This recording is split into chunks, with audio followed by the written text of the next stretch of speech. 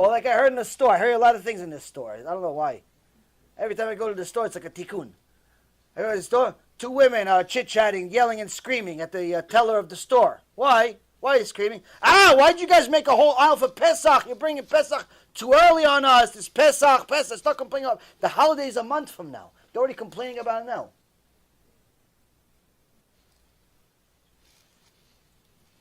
We celebrate, but unfortunately, we're not so happy.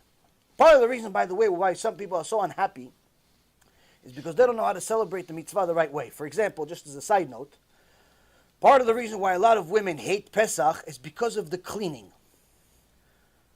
But it's not really because of the cleaning. It's not really because of the cleaning. Because if they knew the real halachot of cleaning for Pesach, they wouldn't be so unhappy. Because they would complete their cleaning no more than 2 days. Maximum 2 days.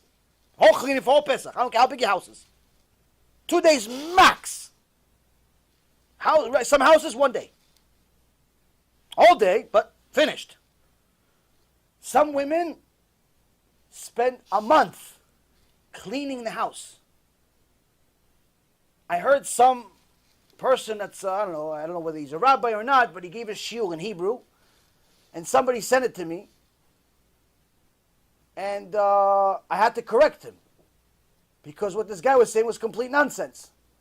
He was saying, how do you kosher your stove and your dishwasher? And he says, your stove, you have to you have to clean it, because you can't technically make the stove, you can't clean because there's taste on it, but the taste gets destroyed.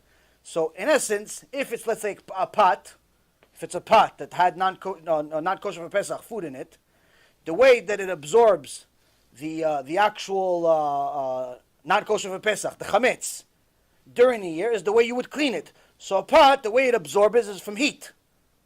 So the way to clean it is with fire. But if, let's say, for example, it's a plate, then you would do it with hot water. But with the stovetop, the grill part, you can't heat it because it goes on heat all the time anyway. So just for the sake of stringency, you put it into really boiling water. If you want, you pour really boiling water on it in your kitchen sink or whatever it is. But he went above and beyond that. In essence, even if you don't do that, you're fine. Because it gets burned constantly anyway. It never has time to absorb any of the taste, any of the chametz on it throughout the whole year. Because it gets burned immediately when the sauce falls on it. It gets burned immediately, so it never actually has taste. And anything that does not have taste or has bad taste, that even a dog wouldn't eat it, is not considered not chametz, not nothing. It's considered zero. It's considered garbage. But he went on to say that it's not even enough to do this extra chumrah. What he's saying, you have to clean it with Q-tips. Clean it with Q-tips. And also, clean your dishwasher, the bands, the rubber bands inside, clean a dishwasher bands with Q-tips. Like you're supposed to, he says. Which book is this? Which posek is this?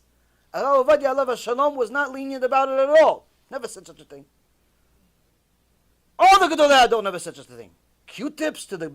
What are you talking about? He said, put a special chemical in the dishwasher. What special chemical? What are you talking about? What, you going to put gasoline in there? The soap you put into the dishwasher is enough.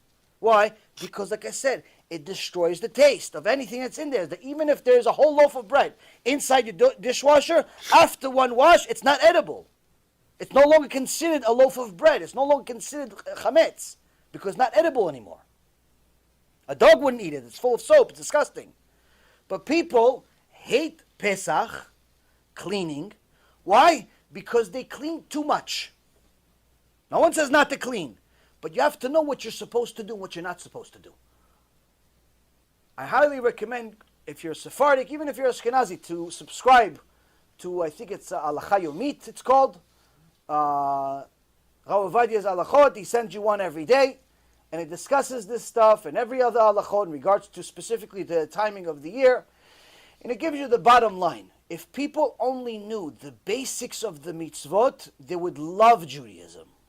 Because the reason why most people become anti-religious is because of these minhagim that are not really minhagim. It's the extras that some crazy person invented to make themselves look righteous. And then he told everybody else, if you don't do this, then you're a rasha. And in reality, it's not even halacha. It's like Esav said, listen, you have to give maaser for salt. So, if you're going to clean for Pesach, learn what you're supposed to do what you're supposed to do. Nothing extra, nothing more, nothing less. If we only did that, much easier time to clean, much easier time to do everything. Judaism is not even hard if you want to do it. It's only hard if you're not doing it right. I'd like to introduce you to your new best friend. We did it. AI Rabbi is here. It's an AI model that is based on kosher Torah sources, 30 different languages that are available to you. So if you want to ask it in Spanish, in Chinese, Portuguese, whatever you want to do, it's available for you. Can you tell me about Rabbi Akiva? So it's timestamped to the shiur. You press this green button, AI Rabbi on your WhatsApp. You'll have the ability to ask questions at will. You'll be provided sources, and most importantly, you'll be able to know the truth and be able to rely on the sources.